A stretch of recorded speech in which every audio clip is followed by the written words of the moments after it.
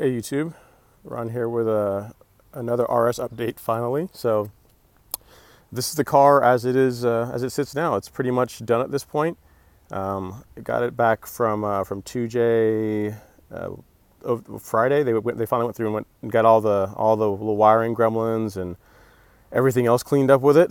So for people that don't know about the car, I guess I'll talk you guys through everything that's happened to it, or I guess the current mods on it rather. So it's a 2016 RS. The engine is built by Blown Motorsports.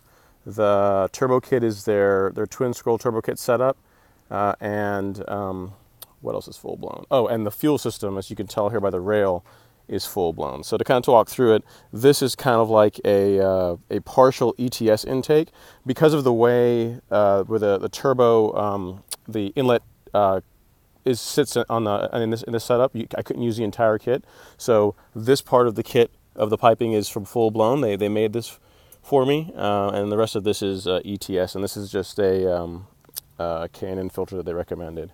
So again, just talking through the engine bay, this intake is Full Blown and ETS. The turbo kit is Full Blown. It's a Garrett Gen 2 3076R. It's a really nice setup. Makes a ton of power top end. The fuel system is again also by Full Blown. This is their rail. Down here, if you look, this is the flex fuel sensor. So again, the fuel system is all their stuff. Injectors are 1000 cc injectors in addition to the stock DI injectors. So when the car is under boost, about 45% of the fueling or so comes from the port injection, and the rest of it is DI. So like when I've been doing logging and looking at like when the car's running E83, like pretty much fully 85, the max injector duty gets about 70% on the DI injectors, and these guys are around 45 to 50. So plenty of headroom. Car runs great. It drives just like a stock car. Just like when you put your foot down, it takes off. Let's see what else. For the exhaust setup, it's the titanium exhaust from ETS. I think they did 5 of these, so this is one of the 5. Not sure if that's really coming through well, but you can kind of see.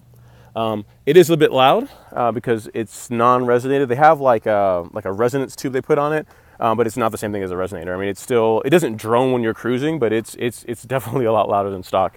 As far as suspension mods, it is the stock struts, and I want to say, what springs am I running on this? I think they're Eibach lowering springs, so it's slower just a little bit. I mean, if you look, it preserves the rake. It's a touch lower than stock.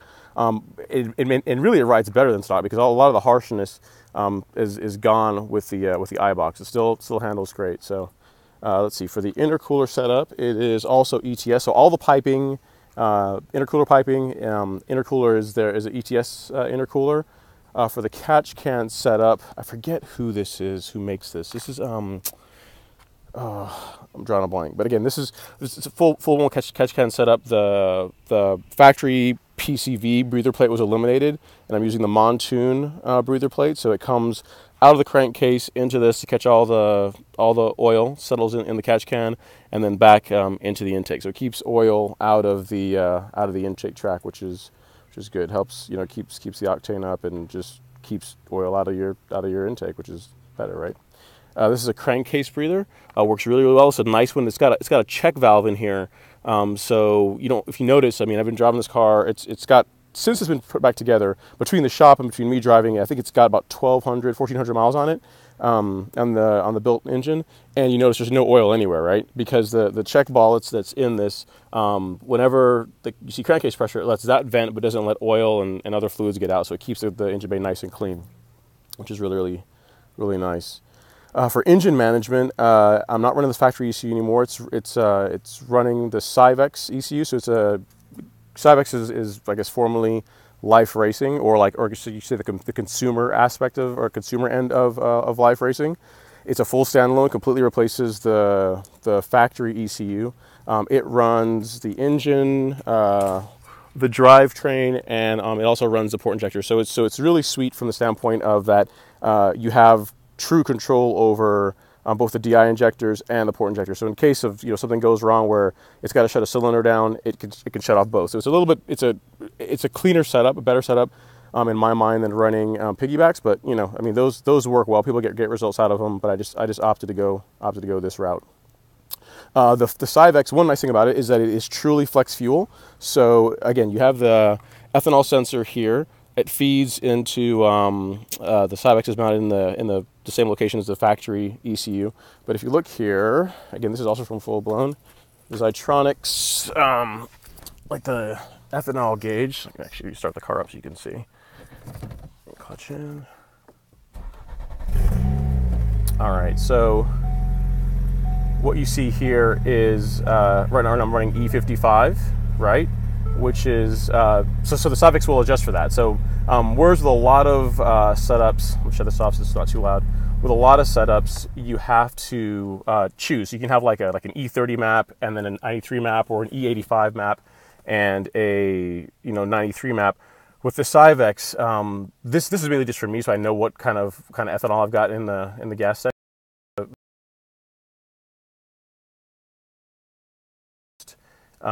What else? Timing, boost, a start, cold start, all these things based on the ethanol content. So there's really two maps. When you tune the car, you tune two maps. You tune like a 93 map, so like the lowest ethanol map, and then you tune like the highest ethanol content that you expect to have. When we did this, we tuned it on E74, I believe, and it made 515 wheel horsepower, 467 foot-pounds of torque, and it's actually detuned. Because I mean, we could have made a lot more torque, but just to protect the drivetrain, keep the engine, keep everything nice and happy, we kept the torque purposely low. So, because from a drivetrain standpoint, the only modifications are our twin disc clutch, just the I think it's the extreme twin disc. So the factory drivetrain from Ford was designed to handle 350 foot-pounds of torque or thereabouts. So the car is making a lot more than that now. So I want it to live. So we kept the torque purposely low. So 515, 467 on E74 is what it makes. Let's see, what else can I show you guys? So yeah, so from, I guess, no, that's pretty much it. I mean, the wastegates are back there. You can kind of see some of the turbo kit. You can see the TAL wastegates. That's one of the two, because it's the way Full Blown does it is really sweet. It preserves the twin scroll setup. When you get on their website, you can kind of see how it works, but that's one of the two. The other one is mounted like facing the driver's side. So again, it's really, really trick setup. And then down there, you can see the TAL blow-off valve.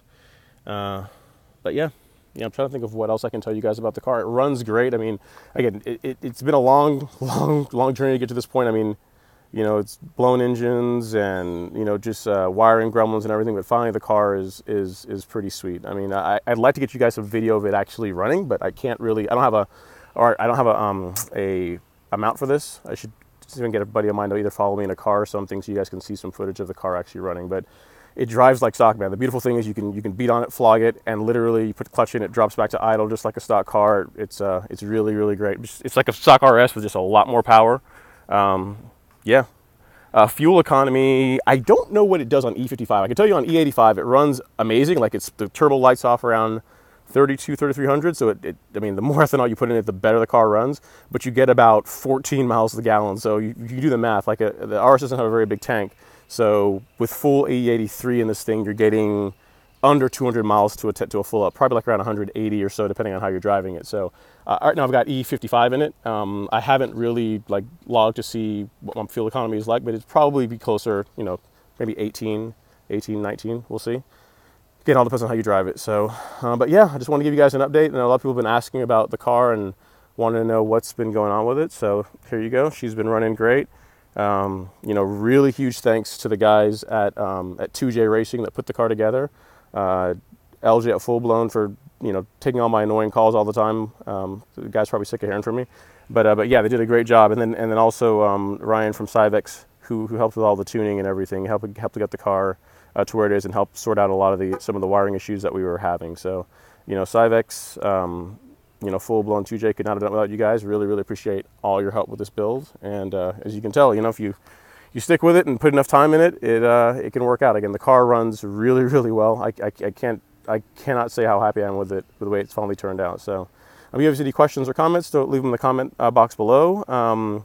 If you guys want a dyno graph, there's one on the forums, so you can probably find it in the forum post. But I'll also post a dyno sheet under this video on the Focus RS forums. So, but yeah, I think that's pretty much all I have. Thanks again for watching, and we'll catch up with you guys soon. Hopefully the next time I get some video, it'll be whenever I get someone to follow me, we can do some driving shots. Thanks again.